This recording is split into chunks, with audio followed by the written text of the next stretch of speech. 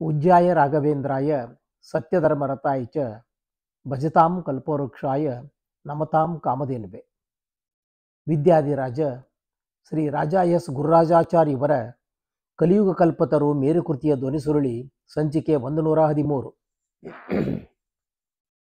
ಹಿಂದಿನ ಸಂಚಿಕೆಯಲ್ಲಿ ಮೃತ್ಯುಕೆ ಮದುವೆ ಮಾಡಿಸಿತು ಎಂಬ ಶೀರ್ಷಿಕೆ ಕುರಿತು ಕೇಳಿದಿರಿ.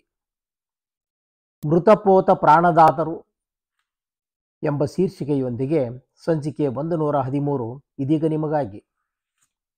ಗದುಗಿನಲ್ಲಿ ರಾಯರು ಬಿಡಾರ ಮಾಡಿದಾಗ ಸುತ್ತಮುತ್ತಲಿನ ಗ್ರಾಮವಾಸಿಗಳಾದ ಮಠದ ಶಿಷ್ಯರು, ಭಕ್ತರು, ಆಸ್ತಿಕರು ಗದುಗಿಗೆ ಬಂದು ರಾಯರ ದರ್ಶನ ಮಾಡಿ ಪುನೀತರಾಗುತ್ತಿದ್ದರು. ಇದರಂತೆ ತಮ್ಮ ತಮ್ಮ ಗ್ರಾಮಗಳಿಗೆ ಗುರುಗಳನ್ನು ಕರೆದೊಯ್ದು ಪಾದಪೂಜೆ ಭಿಕ್ಷೆಗಳನ್ನು ಏರ್ಪಡಿಸಿ ಸೇವಿಸುತ್ತಿದ್ದರು. ರಾಯರ ದರ್ಶನ, ಅವರೊಡನೆ ಭಾಷಣ, ಅವರ ಅಮೃತಕರದಿಂದ ತೀರ್ಥಪ್ರಸಾದ ಮಂತ್ರಾಕ್ಷತೆಗಳನ್ನು ಪಡೆಯುವುದರಿಂದ ಅವರು ಮಾಡಿದ ಆನ್ನಿಕ ಜಲ ಪ್ರೋಕ್ಷಣಾದಿಗಳಿಂದ ತಮ್ಮೆಲ್ಲ ಕಷ್ಟಗಳು ಪರಿಹಾರವಾಗಿ ಮನೋರಥವು ಸಿದ್ಧಿಸುವುದೆಂದು, ಸನ್ಮಂಗಳಗಳು ದೊರಕುವುದೆಂದು ಜನರು ನಂಬಿದ್ದರು.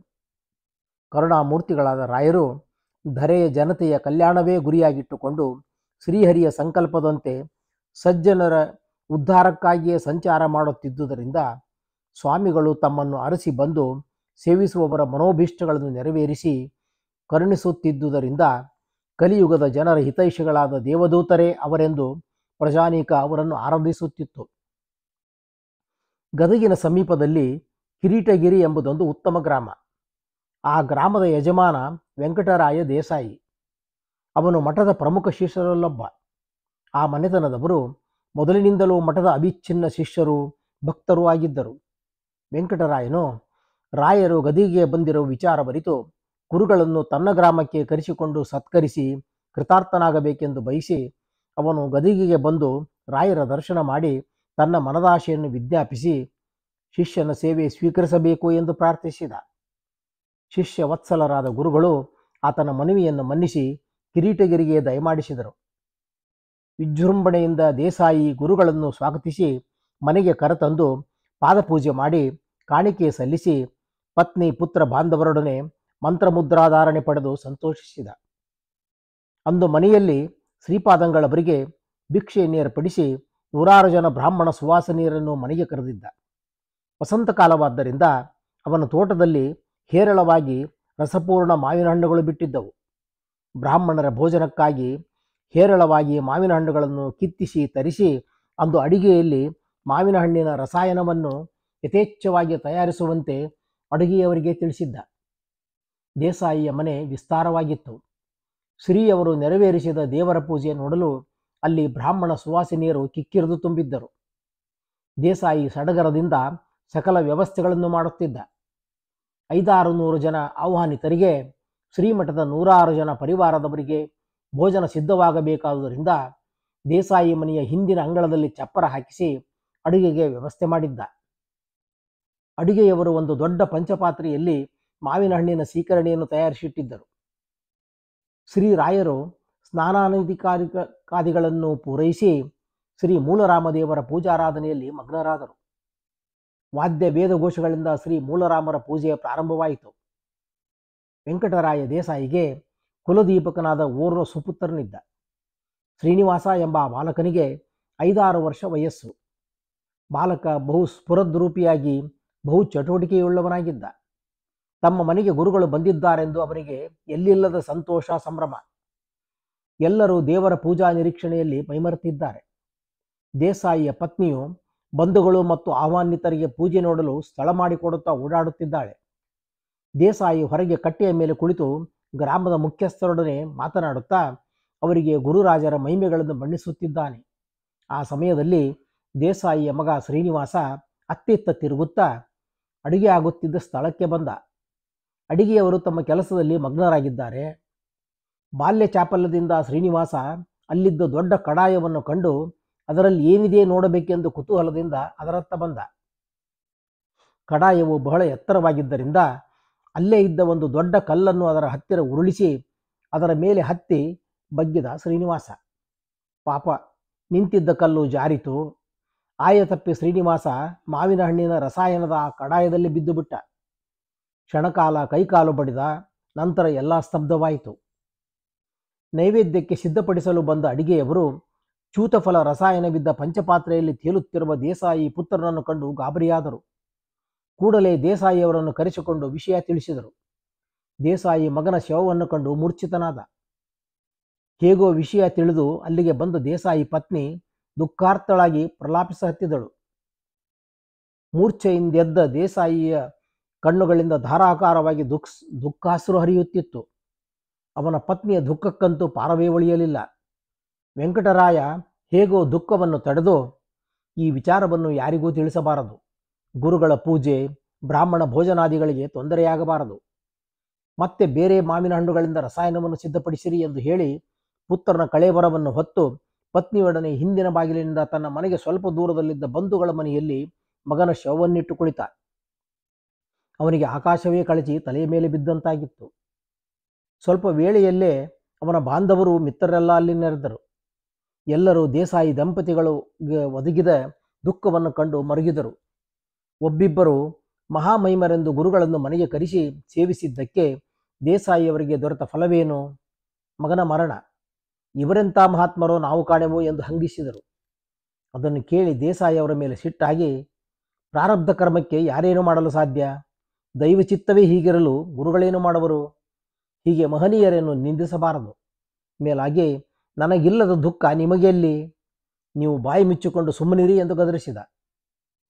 ದೇಸಾಯಿಯವರ ಮಾತು ಕೇಳಿ ಎಲ್ಲರೂ ಸ್ತಬ್ಧರಾದರು. ದೇವರಿಗೆ ನೈವೇದ್ಯ ಸಮರ್ಪಣೆಯಾಗಿ ಮಹಾಮಂಗಳಾರತಿ ಪ್ರಾರಂಭವಾಯಿತು. ಶ್ರೀಯವರು ದೇಸಾಯರು ಕುಟುಂಬ ಸಹಿತರಾಗಿ ಬಂದು ದೇವರ ದರ್ಶನ ಮಾಡಲಿ, ಅವರನ್ನು ಕರೆಯಿರಿ ಎಂದು ಆಜ್ಞಾಪಿಸಿದರು. ಹತ್ತಿರದಲ್ಲೇ ನಿಂತಿದ್ದ ದೇಸಾಯರ ಮಿತ್ರರು, ಸ್ವಾಮಿ, ದೇಸಾಯರು ಕಾರ್ಯಾಂತರದಿಂದ ಬರಲಾಗುವುದಿಲ್ಲ, ಪೂಜೆ ಮುಗಿಯಲಿ ಎಂದು ವಿಜ್ಞಾಪಿಸಿದರು ಎಂದು ವಿನಂತಿಸಿದರು. ಮೂಲರಾಮರ ಪೂಜೆಯ ಸಾಂಗವಾಗಿ ಶ್ರೀಯವರು ಸರ್ವರಿಗೂ ತೀರ್ಥ ತುಳಸಿ ಪ್ರಸಾದ ಕರುಣಿಸಿದರು. ಆಗಲೂ ದೇಸಾಯರು ಬರೆದಿದ್ದರಿಂದ ಚಕಿತರಾದ ರಾಯರು, ದೇಸಾಯಿ ಇನ್ನೂ ಏಕೆ ಬರಲಿಲ್ಲ ನೋಡಿ, ಎಲ್ಲಿದ್ದರೂ ಕರೆದುಕೊಂಡು ಬನ್ನಿರಿ ಎಂದಾಗ ದೇಸಾಯಿ ಸ್ನೇಹಿತರು ನಿರ್ವಾಹವಿಲ್ಲದೆ ದೇಸಾಯಿ ಬಳಿಗೆ ಹೋಗಿ ಗುರುಗಳ ಆದೇಶವನ್ನು ಅರುಹಿದರು. ಕಣ್ಣೀರು ಸುರಿಸುತ್ತಾ ಕುಳಿತಿದ್ದ ದೇಸಾಯರು, ಗುರುಗಳು ಭಿಕ್ಷೆ ಸ್ವೀಕರಿಸಿದ ಬಳಿಕ ಬರುವುದಾಗಿ ವಿಜ್ಞಾಪಿಸಿರಿ, ನೀವೇ ಕೃಷ್ಣಾರ್ಪಣ ಬಿಟ್ಟು ಗುರುಗಳ ಮತ್ತು ಬ್ರಾಹ್ಮಣರ ಭೋಜನ ಮಾಡಿಸಿರಿ ಎಂದು ಹೇಳಿದರು. ದೇಸಾಯಿ ಮಿತ್ರರು ಗುರುಗಳಲ್ಲಿಗೆ ಬಂದು, ಸ್ವಾಮಿ, ದೇಸಾಯರು ಈಗ ಬರುವಂತಿಲ್ಲ, ತಾವು ಭಿಕ್ಷೆ ಸ್ವೀಕರಿಸಿ ಬ್ರಾಹ್ಮಣರ ಭೋಜನವಾದ ಮೇಲೆ ಬಂದು ದರ್ಶನ ಪಡೆಯುತ್ತಾರೆ ಎಂದು ಅರಿಕೆ ಮಾಡಿದರು. ಶ್ರೀಯವರು, ಛೇ, ಹಾಗೆಂದರೇನು? ಮನೆಯ ಯಜಮಾನರಿಲ್ಲದೆ ನಾವು ಭಿಕ್ಷೆ ಸ್ವೀಕರಿಸುವುದಾದರೂ ಹೇಗೆ? ಅವರಿಗೆ ಎಷ್ಟೇ ಕಾರ್ಯಗಳಿದ್ದರೂ ಅವೆಲ್ಲವನ್ನು ಬದಿಗಿರಿಸಿ ಬರಲೇಬೇಕೆಂದು ಇದು ನಮ್ಮ ಅಪ್ಪಣೆ ಎಂದು ತಿಳಿಸಿ ಕರೆದುಕೊಂಡು ಬನ್ನಿರಿ ಎಂದು ಹೇಳಲು ಗುರುಗಳಿಗೆ ಏನು ಹೇಳಲು ಸಾಧ್ಯವಾಗದೆ ಅವರು ದೇಸಾಯಿ ಇದ್ದಲ್ಲಿಗೆ ಧಾವಿಸಿ ಗುರುಗಳ ಅಪ್ಪಣೆಯನ್ನು ವಿವೇದಿಸಿದರು. ದೇಸಾಯರು ಉಭಯ ಸಂಕಟದಲ್ಲಿ ಸಿಕ್ಕಿಬಿದ್ದರು. ಹೋದರೆ ವಿಷಯ ಹೊರಬಿದ್ದು ಶ್ರೀಯವರ ಭಿಕ್ಷೆ ಬ್ರಾಹ್ಮಣರ ಭೋಜನಕ್ಕೆ ಧಕ್ಕೆ ಉಂಟಾಗುತ್ತದೆ. ಹೋಗದಿದ್ದರೆ ಮಹಾತ್ಮರು ಅಸಮಾಧಾನ ತಾಳಿ ಭಿಕ್ಷೆಯನ್ನು ಸ್ವೀಕರಿಸದಿರಲೂಬಹುದು. ದೇವ, ನಾನೀಗ ಏನು ಮಾಡಲಿ? ಇಂಥ ಕಷ್ಟ ನನಗೇಕೆ ಕೊಟ್ಟೆ ಎಂದು ಮರುಗಿದರು. ಕೊನೆಗೆ ಭವಿತವ್ಯಂ ಭವತ್ತೇವ ಎಂದು ಧೈರ್ಯ ತಾಳಿ ಮನೆಗೆ ಬಂದು ಬಾಗಿಲ ಹೊರಗೆ ನಿಂತರು. ದೇಸಾಯಿ ಒಳಗೆ ಬರದೆ ವಿಷಣ್ಣ ವದನನಾಗಿ ಹೊರಗೆ ನಿಂತಿರುವುದನ್ನು ಕಂಡು ಏನೋ ಅಚಾತುರ್ಯ ನಡೆದಿರಬೇಕು ಎಂದು ಊಹಿಸಿ ತಾವೇ ಬಾಗಿಲ ಬಳಿ ಬಂದು, ದೇಸಾಯಿಗಳೇ, ಏಕೆ ಹೊರಗೆ ನಿಂತಿರುವಿರಿ? ತೀರ್ಥಪ್ರಸಾದ ಸ್ವೀಕರಿಸಲೇಕೆ ಬರಲಿಲ್ಲ ಎಂದು ಪ್ರಶ್ನಿಸಿದರು. ಅದುವರೆಗೆ ತಡೆ ಹಿಡಿದಿದ್ದ ದುಃಖದ ಕಟ್ಟೆಯೊಡೆದು ಹರಿಯಿತು. ದೇಸಾಯಿಗಳ ಕಣ್ಣಿಂದ ದುಃಖಾಶ್ರು ಹೊರಹೊಮ್ಮಿತು. ದೇಸಾಯಿ ಬಿಕ್ಕಳಿಸುತ್ತಾ, ಸ್ವಾಮಿ, ನಾನು ಒಳಗೆ ಬರುವಂತಿಲ್ಲ ಎಂದ. ಆಗ ರಾಯರು, ಸರಿ, ನಿಮ್ಮ ಪುತ್ರನನ್ನಾದರೂ ಕಳಿಸಿರಿ. ಆಗ ದೇಸಾಯಿ ಅಳುತ್ತಾ, ಆಗಲೇ ಆ ಕಾರ್ಯ ಆಗಿ ಹೋಗಿದೆ ಸ್ವಾಮಿ. ಆಗ ರಾಯರು, ನೀವೇನು ಹೇಳುತ್ತಿರುವಿರಿ? ಆಗ ದೇಸಾಯಿ, ಗುರುವರ್ಯ, ನನ್ನ ಮಗನು ಇನ್ನೆಂದಿಗೂ ತಿರುಗಿಬಾರದ ಸ್ಥಳಕ್ಕೆ ಹೊರಟು ಹೋಗಿದ್ದಾನೆ. ಆಗ ರಾಯರು ಕಳವಳದಿಂದ, ಹಾಗೆಂದರೇನು? ಸ್ಪಷ್ಟವಾಗಿ ತಿಳಿಸಿರಿ. ಆಗ ದೇಸಾಯಿ, ಸ್ವಾಮಿ, ನನ್ನ ಮಗ ಮಾವಿನ ಹಣ್ಣಿನ ರಸಾಯನ ಪಾತ್ರೆಯಲ್ಲಿ ಬಿದ್ದು ಅಸುನೀಗಿದ್ದಾನೆ. ಇನ್ನೆಲ್ಲಿ ನನ್ನ ಮಗ? ಶ್ರೀಯವರಿಗೆ ಆಘಾತವಾದಂತಾಯಿತು. ಶಾಂತಂ ಪಾಪಂ ನಾಸ್ಲಿಲಂ ಕೀರ್ತಯೇತ್. ದೇಸಾಯಿಗಳೇ, ಅಭದ್ರ ಮಾತುಗಳನ್ನಾಡದಿರಿ. ನಿಮ್ಮ ಪುತ್ರ ಮೃತನಾಗಿಲ್ಲ. ಇಲ್ಲ, ಖಂಡಿತ ಅದು ಸಾಧ್ಯವಿಲ್ಲ. ಪರಮಾತ್ಮನ ಪಾದಸಾಕ್ಷಿಯಾಗಿ ಹೇಳುತ್ತಿದ್ದೇವೆ ಕೇಳಿ. ಪರಮ ಮಂಗಳಮೂರ್ತಿಯಾದ ಶ್ರೀ ಮೂಲರಾಮನಿರುವಲ್ಲಿ ನಿತ್ಯವೂ ಮಂಗಳವೇ ವಿನಃ ಅಲ್ಲಿ ಸಾವು ನೋವುಗಳಿಗೆ ಎಡೆಯಿಲ್ಲ. ಹೋಗಿ ನಿಮ್ಮ ಕುಮಾರನ ದೇಹವನ್ನು ತಕ್ಷಣ ಇಲ್ಲಿ ತೆಗೆದುಕೊಂಡು ಬನ್ನಿರಿ ಎಂದು ಆದೇಶವಿತ್ತರು. ಮಗನು ಮೃತನಾಗಿರುವುದು ಸ್ಪಷ್ಟವಾದರೂ ಗುರುಗಳ ವಚನವು ಅವರ ಹೃದಯದಲ್ಲಿ ಆಶಾ ಕಿರಣಬಂಧವನ್ನು ಮೂಡಿಸಿತು. ದೇಸಾಯರು ಕೂಡಲೇ ಧಾವಿಸಿ ಮಗನ ಶರೀರವನ್ನು ತಂದು ಗುರುಗಳ ಮುಂದಿಟ್ಟರು. ದೇಸಾಯಿ ಪತ್ನಿಯು ಪತಿಯನ್ನು ಹಿಂಬಾಲಿಸಿ ಬಂದು ಖಿನ್ನಳಾಗಿ ನಿಂತಳು. ಮೃತನಾಗಿ ಮಲಗಿದ್ದ ಬಾಲಕನನ್ನು ನೋಡಿ ಶ್ರೀಗಳವರ ಹೃದಯ ಕರಗಿ ನೀರಾಯಿತು. ಅವರ ಹೃದಯದಲ್ಲಿ ಕಾರುಣ್ಯ ಝರಿ ಉಕ್ಕಿ ಹರಿಯಿತು. ಶ್ರೀಗಳವರು, ದೇವದೇವ, ಮೂಲ ರಘುನಂದನ ಮಂಗಳಮೂರ್ತಿ, ನಿನ್ನ ಸನ್ನಿಧಿಯಲ್ಲಿ ಮರಣವೇ? ಇದೇನು ವೈಪರೀತ್ಯ? ನಿನ್ನೀ ಭಕ್ತನನ್ನು ಪರೀಕ್ಷಿಸುತ್ತಿರುವೆಯಾ? ಪ್ರಭು, ದಯೆಬೀರು, ಈ ಬಾಲಕನನ್ನು ಉಜ್ಜೀವನಗೊಳಿಸು ಎಂದು ಪ್ರಾರ್ಥಿಸಿ ಆಸನಾಸೀನರಾಗಿ ಕುಳಿತು ತಾವು ಮತ್ತೆ ಕಣ್ ತೆಗೆಯುವವರೆಗೆ ಯಾರೂ ಅತ್ತಿತ್ತ ಕದಲದೆ ಕುಳಿತಿರಬೇಕೆಂದು ಕಟ್ಟಳೆ ಮಾಡಿ ಆಚಮನ ಸಂಕಲ್ಪಪೂರ್ವಕವಾಗಿ ಧ್ಯಾನಪರರಾದರು.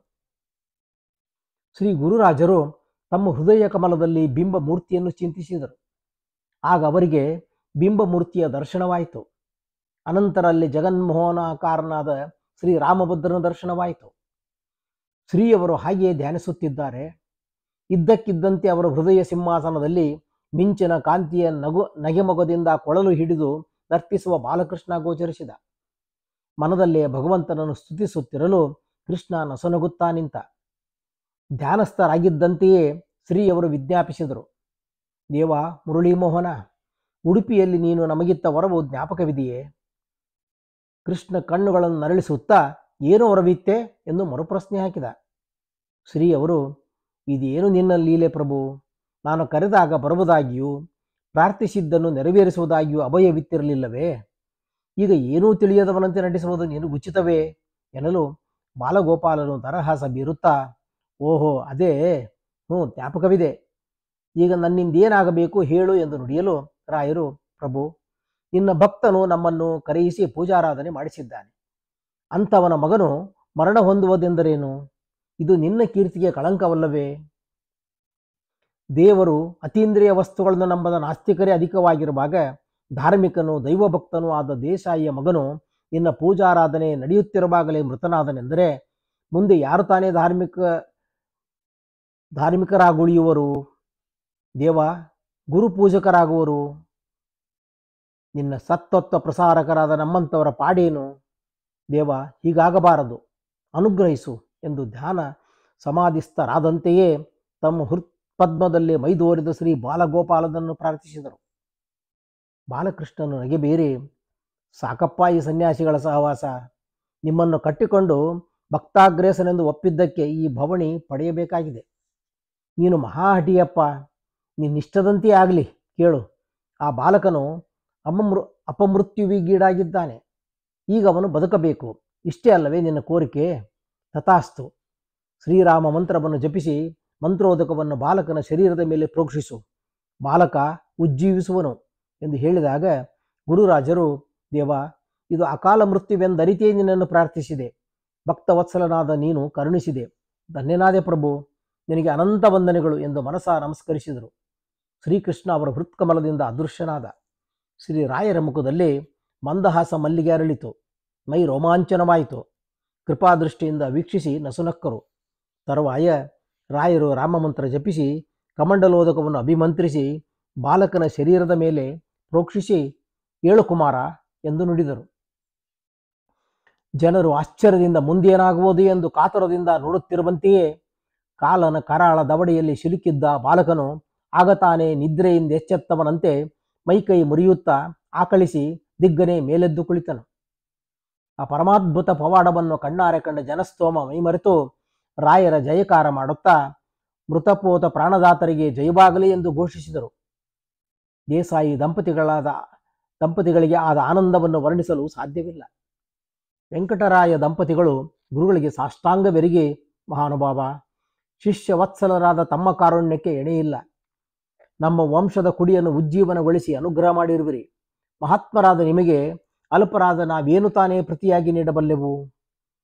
ಭೂಯಿಷ್ಣಾಂತೆ ನಮ್ಮ ಉಕ್ತಿಂ ವಿಧೇಮ ಎಂಬಂತೆ ಭಕ್ತಿ ಪೂರ್ವಕ ನಮನಗಳನ್ನು ಅರ್ಪಿಸಲು ಮಾತ್ರ ನಾವು ಶಕ್ತರು ಎಂದು ಆನಂದ ಬಾಷ್ಪ ಸಿಕ್ತ ನಯನರಾಗಿ ಭಿನ್ನವಿಸಿದರು. ಆ ಶ್ರೀನಿವಾಸ ತಂದೆ ತಾಯಿಗಳ ಹತ್ತಿರ ಬಂದು ಅವರನ್ನು ಬಿಗಿದಪ್ಪಿ, ಅಪ್ಪ, ನಾನೊಂದು ಕನಸು ಕಂಡೆ ಎಂದನು. ದೇಸಾಯಿ ವಿಸ್ಮಯದಿಂದ, ಕನಸು ಕಂಡೆಯಾ ಶ್ರೀನಿವಾಸ? ಅದೇನು ಕನಸು, ಹೇಳು ಮಗು ಎಂದು ಪ್ರೀತಿಯಿಂದ ಮಗನನ್ನು ಆಲಿಂಗಿಸಿದ. ಶ್ರೀನಿವಾಸ ಹೇಳಿದ, ಅಪ್ಪ, ನಾನೊಬ್ಬನೇ ಆಟವಾಡುತ್ತಿದ್ದಾಗ ನೋಡಲು ಭಯಂಕರ ರೂಪದ ಇಬ್ಬರು ಶೂಲ ಹಗ್ಗಗಳನ್ನು ಹಿಡಿದು ನನ್ನ ಹತ್ತಿರ ಬಂದು ನಡೆ ಹೋಗೋಣ ಎಂದರು. ಅವರನ್ನು ಕಂಡು ನನಗೆ ಭಯವಾಯಿತು. ಆದರೂ ನಾನು ಗುರುಗಳ ದೇವರ ಪೂಜೆ ನೋಡಬೇಕು, ನಾನು ಬರುವುದಿಲ್ಲ ಎಂದು ಹೇಳಿದೆ. ಆಗ ಅವರು ನನ್ನನ್ನು ಬೆದರಿಸುತ್ತಾ, ಬರದಿದ್ದರೆ ಎಳೆದುಕೊಂಡು ಹೋಗುತ್ತೇವೆ ಎಂದು ಕೈಯಲ್ಲಿದ್ದ ಹಗ್ಗವನ್ನು ನನ್ನ ಕುತ್ತಿಗೆಗೆ ಹಾಕಿ ಎಳೆಯಲಾರಂಭಿಸಿದರು. ಭಯದಿಂದ ನಾನು, ರಾಘವೇಂದ್ರ ಗುರುಗಳೇ ಕಾಪಾಡಿ ಎಂದು ಅರಚಿದೆ. ಅಪ್ಪ, ಆಗ ಈ ಗುರುಗಳು ಎಲ್ಲಿಂದಲೋ ಬಂದು ಆ ಭಯಂಕರ ಮನುಷ್ಯರತ್ತ ಕೈಲಿದ್ದ ದಂಡವನ್ನು ಬೀಸಿ ಅವನನ್ನು ಬಿಟ್ಟು ಹೊರಟು ಹೋಗಿ ಎಂದರು. ಗುರುಗಳು ಹಾಗೆ ಹೇಳಿದೊಡನೆಯೇ ಅವರು ಹೆದರಿ ಓಡಿ ಹೋದರು. ಆಗ ಅಳುತ್ತಿದ್ದ ನನ್ನನ್ನು ಈ ಗುರುಗಳು, ಅಳಬೇಡ ಮಗು, ನಿಮ್ಮಪ್ಪನ ಹತ್ತಿರ ಕರೆದುಕೊಂಡು ಹೋಗುತ್ತೇವೆ ಬಾ ಎಂದು ನನ್ನನ್ನು ಎತ್ತಿಕೊಂಡರು. ಅಷ್ಟೇ ನನಗೆ ಜ್ಞಾಪಕ, ಈಗ ಎಚ್ಚರವಾಯಿತು ಎಂದು ಹೇಳಿದನು. ಬಾಲಕನ ಮಾತು ಕೇಳಿ ಸಕಲರು ದಿಗ್ಭ್ರಮೆಗೊಂಡರು. ಶ್ರೀರಾಯರ ಭಕ್ತ ವಾತ್ಸಲ್ಯವನ್ನು ಕಂಡು ಸರ್ವರು ಆನಂದಭರಿತರಾಗಿ ತಮ್ಮ ಪ್ರಿಯ ಶಿಷ್ಯನಾದ ವೆಂಕಟನಾಥ ದೇಸಾಯಿಗಾಗಿ ಯಮಭಟರನ್ನೇ ಅಟ್ಟಿಸಿ ಶ್ರೀನಿವಾಸನನ್ನು ಬದುಕಿಸಿದ ಮಹಾತ್ಮರೆಂದು ರಾಯರ ಮಹಿಮೆಯನ್ನು ಭಕ್ತಿ ಅತಿಶಯದಿಂದ ಕೊಂಡಾಡಿದರು. ಶೋಕಪೂರ್ಣವಾಗಿದ್ದ ಮನೆ ಕ್ಷಣಾರ್ಧದಲ್ಲಿ ಗುರುಸಾರ್ವಭೌಮರ ಕಾರುಣ್ಯದಿಂದ ಸುಖ ಸಂತೋಷಗಳ ಬೀಡಾಯಿತು. ಅನಂತರ ಸಕಲರು ಗುರುಗಳ ಮಹಿಮೆ, ದೇಸಾಯಿ ವೆಂಕಟರಾಯರ ಮಹಾಭಾಗ್ಯ, ಅದೃಷ್ಟಗಳ ಬಗೆಗೆ ಮಾತನಾಡಹತ್ತಿದರು. ತರುವಾಯ ಗುರುಗಳು ಸ್ನಾನ ಮಾಡಿ ಜಪ ಮುಗಿಸಿ ಪಂಡಿತರು ಶಿಷ್ಯ ಮಂಡಳಿಯೊಡನೆ ಭಿಕ್ಷಾ ಸ್ವೀಕರಿಸಿದರು. ಮರುದಿನವೂ ದೇಸಾಯಿಯ ಮನೆಯಲ್ಲಿ ಶ್ರೀ ಮೂಲರಾಮರ ಪೂಜಾರಾಧನೆ ಜರುಗಿತು. ಸಹಸ್ರಾರು ದೇವರ ದರ್ಶನ ಮಾಡಿ ಪುನೀತರಾದರು. ಪೂಜಾ ಕಾಲದಲ್ಲಿ ವೆಂಕಟರಾಯ ದೇಸಾಯಿ ತನ್ನ ವಂಶವನ್ನು ಉದ್ಧರಿಸಿದ ಶ್ರೀ ರಾಯರ ಮಹೋಪಕಾರವನ್ನು ಸ್ಮರಿಸಿ ತನಗಿದ್ದ ಕಿರೀಟಗಿರಿ ಗ್ರಾಮವನ್ನೇ ಶ್ರೀ ಮೂಲ ರಘುಪತಿ ವೇದವ್ಯಾಸರ ಭಂಡಾರಕ್ಕೆ ದಾನ ಮಾಡಿ ಕೃತಾರ್ಥನಾದನು. ಇಲ್ಲಿಗೆ ಸಂಚಿಕೆ 113 ಮುಕ್ತಾಯ. ನವಾಬನ ಮಗನಿಗೆ ಪ್ರಾಣದಾನ ಎಂಬ ಶೀರ್ಷಿಕೆಯೊಂದಿಗೆ ಮುಂದಿನ ಸಂಚಿಕೆ ಆರಂಭ. ಶ್ರೀಕೃಷ್ಣಾರ್ಪಣಮಸ್ತು.